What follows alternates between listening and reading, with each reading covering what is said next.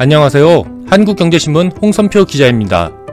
오늘은 2050년대 중후반이면 고갈된다는 국민연금, 기금이 떨어지면 국민연금을 못 받는 걸까? 월급에서 떼가는 국민연금을 지금보다 50%가량 높여야 한다는 이야기가 나오는 이유라는 제목으로 방송을 진행하도록 하겠습니다. 국민연금은 한국에서 회사에 다니는 직장인이라면 누구나 의무적으로 납부해야 하는 돈입니다. 그 액수도 평균적으로 월급의 9%나 돼 부담이 작지 않은 액수입니다. 오늘 방송에선 최근 국민연금의 고갈 시기가 더 앞당겨졌다는 분석이 나오는 배경과 쌓아놓은 국민연금 기금이 다 떨어지게 되면 과연 연금을 받을 수 있는지에 대해서 알아보도록 하겠습니다. 국민연금은 기금 적립금이 635조 원으로 전 세계 연기금 중 3위에 달하고 있지만 모두의 돈이기 때문에 누구의 돈도 아닌 것처럼 여겨져서 일반 국민들은 국민연금이 어떻게 운용되는지 무관심한 편인데요.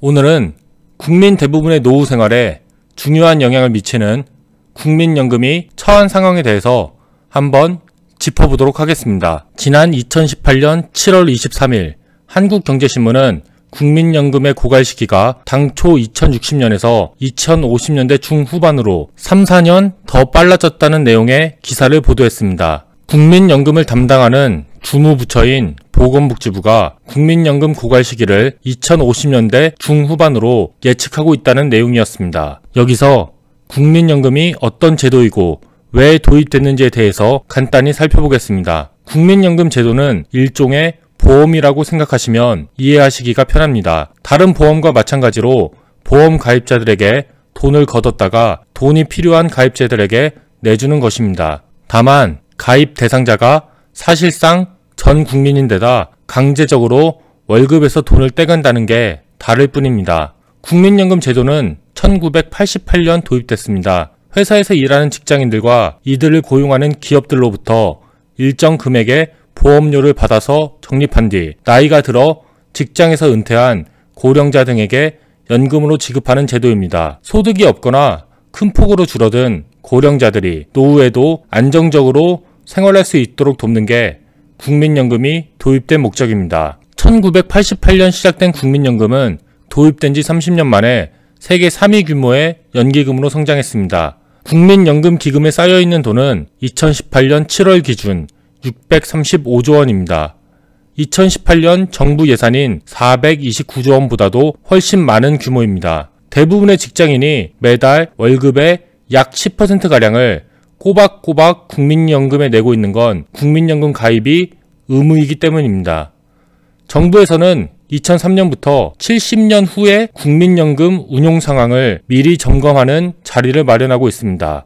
5년마다 그 해로부터 70년 뒤에 국민연금의 재정 상황을 예측해보면서 국민연금 기금이 언제까지 늘어나고 언제부터 줄어드는지, 국민연금을 받는 사람들의 수는 어떻게 될지, 국민연금이 부족해지지 않게 하려면 보험료는 얼마를 걷어야 하는지를 미리 예상해보는 자리입니다. 보건복지부 산하위원회인 제4차 국민연금 재정계산위원회는 최근 2018년인 올해로부터 70년 뒤인 2088년까지의 국민연금 운용 상황을 점검해봤습니다. 그리고 그 결과 국민연금의 고갈 시기가 5년 전인 3차 위원회에서 예측했던 것보다 3-4년 더 빨라졌다는 결론이 나왔습니다. 지난번 3차 위원회에선 국민연금 기금이 2060년에 다 떨어질 것이라고 예상했었는데 이번에 다시 계산해보니 그 시기가 2050년대 중후반으로 앞당겨졌다는 것이었습니다. 그럼 이번에 정부가 내놓은 보고서에 담긴 내용을 좀 더 구체적으로 알아보도록 하겠습니다.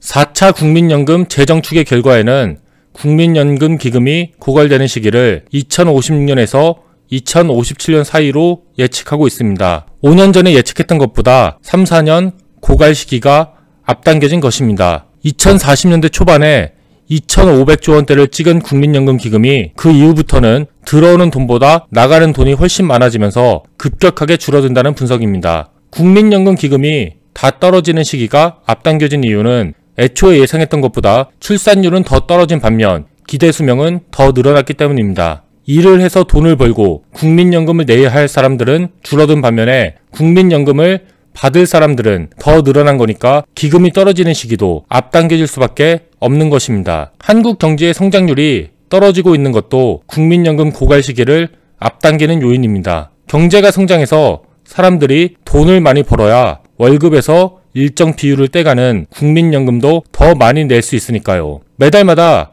월급의 약 10%를 꼬박꼬박 내고 있는데 국민연금이 다 떨어질 거라고 하면 걱정하시는 분이 많을 겁니다. 그렇다면 이번 예상대로 2050년대 중후반에 국민연금이 고갈되게 되면 연금을 못 받는 일이 생기는 걸까요? 그런데 여기서 한 가지 정확히 짚고 넘어가야 할 게, 엄밀히 말하면 국민연금은 내가 낸 돈을 국민연금공단이 그대로 보관하고 있다가 돌려주는 시스템만은 아닙니다.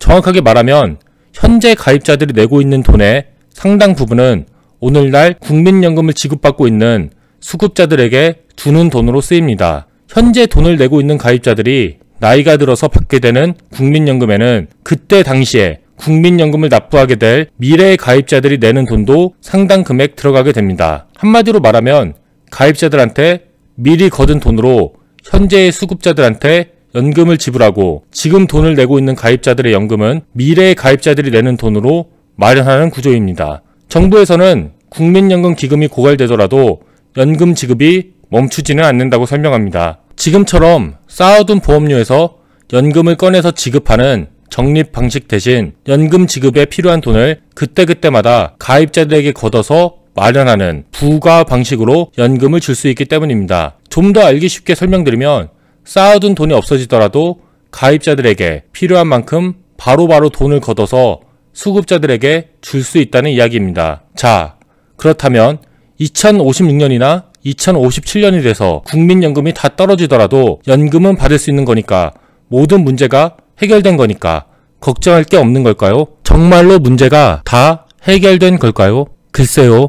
단순히 한 개인만 놓고 보면 그렇게 생각해버릴 수도 있지만, 한국 경제와 한국 사회 전체를 놓고 보면 그렇게 넘겨버릴 수는 없는 문제입니다. 세상에 공짜는 없습니다. 이건 정말 변하지 않는 진리인데요. 국민연금도 마찬가지입니다. 쌓아둔 돈이 없어져서 그때그때마다 돈을 걷어서 나눠줘야 한다면 어떤 일이 벌어질까요?